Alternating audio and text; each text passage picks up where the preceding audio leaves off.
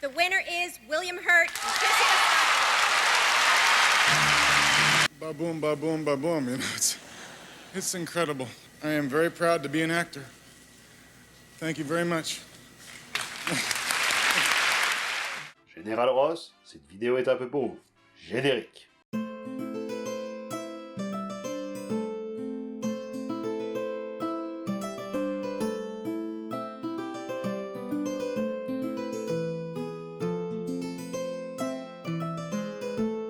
Salut à tous, est-ce que vous connaissez Red Hulk? Thunderbolt Ross, créé par Stan Lee et Jack Kirby en 1962 pour l'écurie Marvel, face à son ennemi de toujours, l'incroyable Hulk. Son alter ego n'est arrivé qu'en 2008 sous la plume et le crayon respectivement de Jeff Loeb et d'Ed McGuinness. Un personnage qui a été portrayé sur le grand écran par deux acteurs, Sam Elliott dans le Hulk d'Ang Lee et le regretté William Hurt dans le MCU. Mais du coup, on va un peu s'attarder sur le parcours de la créature et du militaire. Pas un mot sur sa némésis Hulk avant? Rapide alors, tu veux t'y coller? Ok.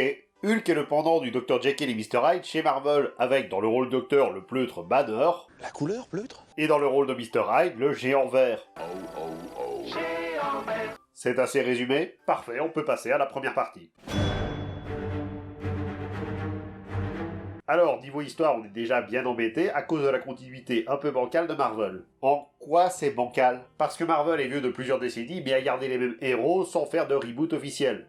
Mais vu qu'il fallait que certains personnages restent en vie bien plus longtemps, il a fallu court-circuiter l'espace-temps pour que ça rentre. Plus ou moins. Si tu veux un exemple, c'est un peu comme Tony Stark qui se fait enlever au Vietnam dans les comics, mais au Moyen-Orient dans le MCU. Ce qui fait que Ross a tantôt participé à des conflits et tantôt était trop jeune pour l'avoir fait. Et du coup, une solution? J'ai longtemps hésité à parler des deux versions, mais pour garder plus de fluidité dans la vidéo, je vais m'attarder sur la plus récente. Et s'il y a des précisions à apporter, je les indiquerai ici. Donc, Thaddeus E. Ross est né dans le New Hampshire, aux environs de la Seconde Guerre mondiale, dans une famille fortement liée à l'armée. Son ancêtre s'étant battu aux côtés du général Sherman durant la guerre civile américaine, et un autre était général durant la Première Guerre mondiale. Eh ben, mon père était mécano. Son père était mécano, le père de ma mère était mécano. Mes 3 frères sont mécanos, mes 4 oncles paternels sont aussi. Son père et son oncle sont également militaires, de carrière pour l'un et durant la Seconde Guerre mondiale pour l'autre. Au final, la seule ombre au tableau était son grand-père, simple fermier, et sa mère qui était scientifique. Donc, tout naturellement, il s'est intéressé rapidement à l'armée et à l'aviation comme son père, avant de devenir pleinement un héros quand l'avion de son père s'est crashé en rentrant à la maison. Oui, il y en a qui rentrent en voiture Mustang, lui c'était en avion de chasse Mustang. Du coup, il vit chez son oncle, Jeff Mace, et sa tante, Betty Ross. Clin d'œil, clin d'œil. Et il se lie d'amitié, parce que le monde de Marvel est petit, avec Franklin Storm, le père de Suzanne et Jonathan, deux des futurs 4 Fantastiques. Mais qu'on se rassure, la mort de son père, de manière tragique, ne va pas non plus l'arrêter, puisqu'il prend des cours de pilotage et qu'il organise des spectacles de cirque volant. À 13 ans. J'ai dit que l'espace-temps était un bordel, j'ai pas dit qu'il était cohérent et logique. À peine la majorité obtenue, Thaddeus s'engage dans l'armée et gagne très vite des galons. En plus de fricoter avec la fille de son capitaine, pour la mettre en cloque et donner naissance à sa fille, Betty Ross. Dans le même moment, il a son surnom de Thunderbolt, parce qu'il frappe comme le tonnerre. Et c'est arrivé à quel moment exactement? Oui mais je veux dire, dans la nouvelle continuité. Bah, ils ont oublié de l'expliquer dans la nouvelle continuité, donc on passe à la suite. Lorsque Howard Stark, le papa de Tony, l'engagea pour faire partie d'une équipe, comprenant l'agent du FBI Jimmy Woo, l'agent de la CIA Timothy Dum Dum Dugan, The Bear, Nessa The Kitten et Rollo, un extraterrestre de Roswell. Le tout en prenant le nom des Stark Seven. À quoi dois-je le plaisir? Je cherche des hommes pour partir en mission avec moi. Le tout pour aller braquer un casino. Tu crois qu'il en faudra un de plus? Tu crois qu'il en faudra un de plus? On en trouvera un de plus. Alors on va passer sur les raisons du pourquoi parce que c'est très capillotracté, mais après un conflit en Asie qui lui offrit le grade de général, la femme de ce dernier meurt d'un cancer, le laissant seul avec sa fille. Et vu qu'il considérait qu'une ville militaire c'était pas top pour une jeune fille, sans doute à cause de tous les soldats qui lui tournaient autour... Grace. Salut, Harry. Je te l'ai déjà demandé, appelle-moi papa. Il l'a envoyé dans un internat. Petit bond dans le temps pour arriver au moment le plus important de l'histoire de Ross, le projet de la bombe Gamma. Une bombe censée détruire les infrastructures, mais pas tout ce qui était vivant. Et par la même occasion, il rencontre le plus grand spécialiste dans le domaine, Robert Bruce Banner. Oui, il s'appelle Robert en vérité. Et s'il reconnaît les capacités scientifiques de Robert, il a du mal à le voir comme, et pardonnez-moi l'expression anglaise, autre chose qu'un milksop. Ce qui veut dire que c'est un gros pleutre. On sait bien que l'histoire lui donnera tort, puisque ce même Robert va mettre sa vie en péril pour sauver une pauvre âme et devenir le géant de Jade. Et le comble du comble, c'est que sa fille Betty tombe amoureuse du scientifique, au grand dam de son père. Elle ne représente plus rien pour nous. Il y a longtemps qu'on a fermé cette porte-là. Il est tout seul. Donc, avec les militaires, ça lui va pas, avec les scientifiques, ça lui va pas. Je pense que ça ira avec personne surtout.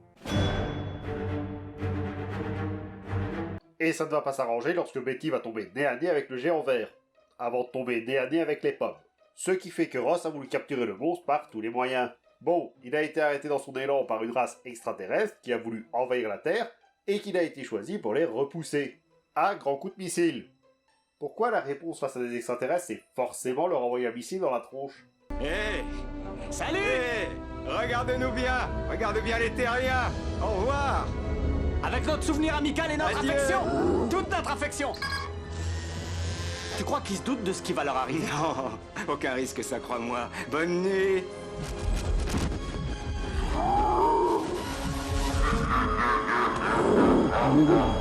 Paix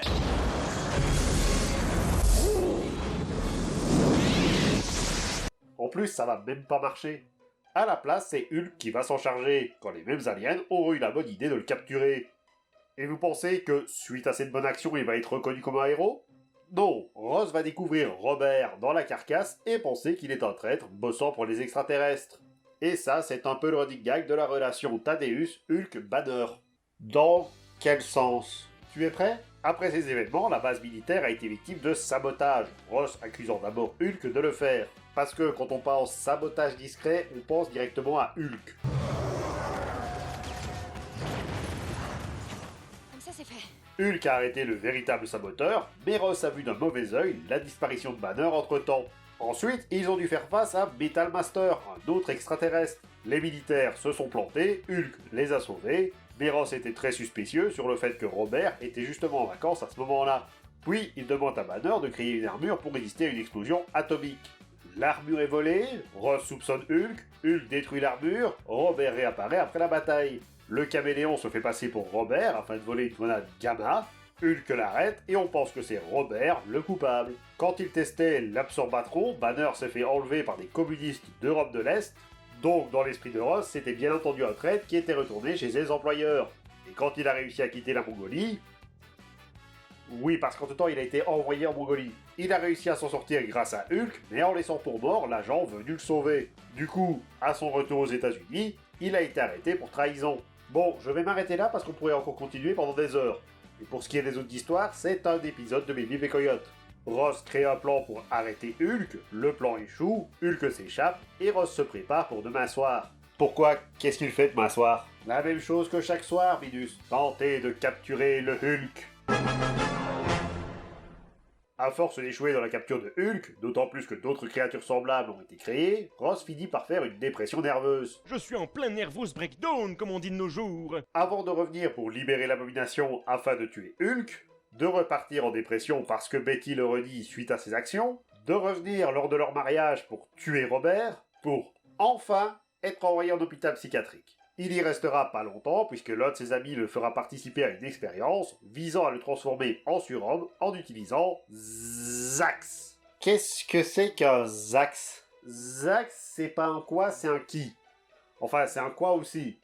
Bon, c'est un nuage électrique conscient, en gros. Alors, l'expérience va être une semi-réussite puisqu'à la base, la conscience de Zax devait aller dans le corps de Ross. Mais c'est l'inverse qui s'est produit. Donc on a maintenant un nuage électrique qui veut tuer Hulk. Wouh! Bon, ça n'a pas duré, Ross est retourné dans son corps Manu Militari, mais en gardant une partie des pouvoirs de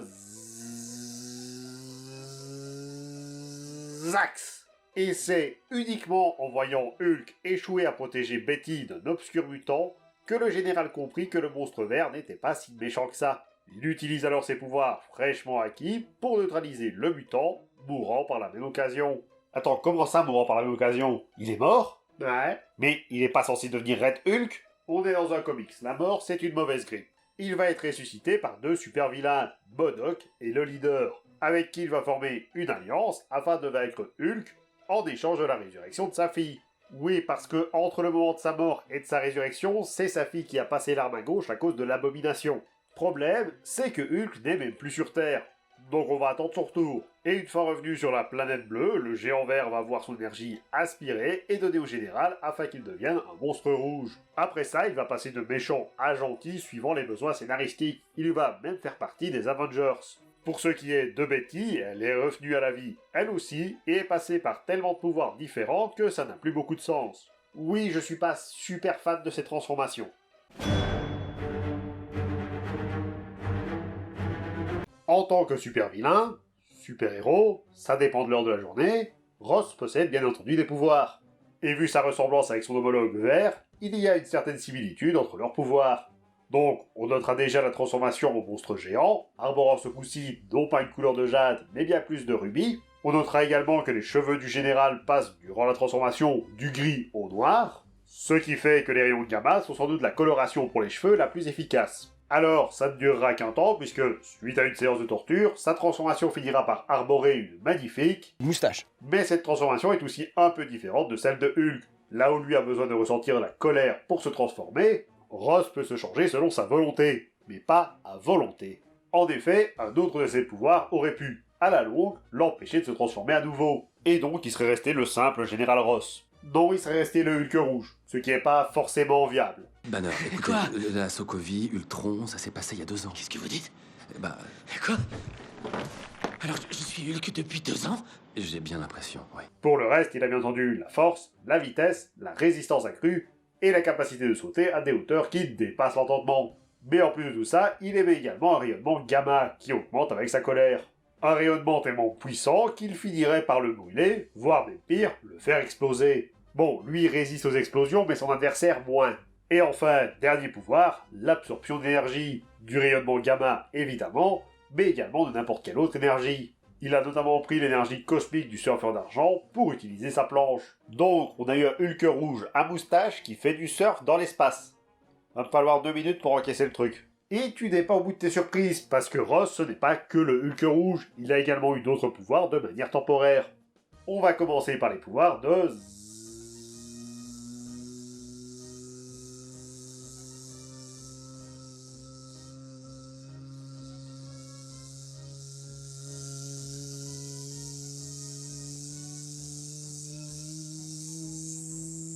Zax, qui est, je le rappelle, un nuage électrique, et du coup il pouvait générer de l'électricité. Et il a aussi reçu une marque de l'enfer de Mephisto lui-même. Alors c'est concrètement un pacte de résurrection avec le diable, on revient à la vie, mais on est à ses ordres. Oui, parce qu'il est remort entre-temps. Mais, et c'est là que c'est le plus dingue, Ross a été à la fois Venom et le Ghost Rider. Je répète, il a été Venom et le Ghost Rider.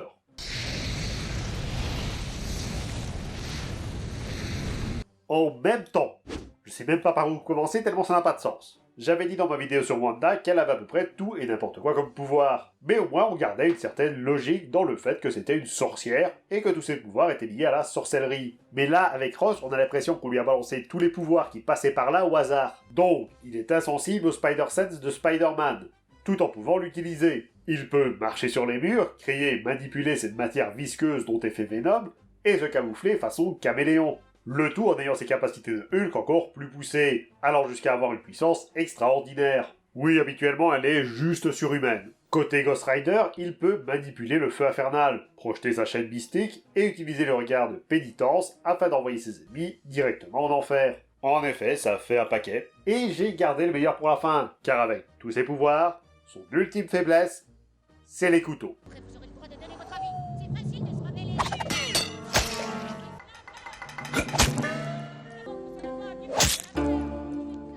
Je vous remercie d'avoir regardé cette vidéo et j'espère qu'elle vous a plu. N'hésitez pas à commenter, liker, partager, à vous abonner pour ne manquer aucune des prochaines vidéos. Vous pouvez également me suivre sur Twitter.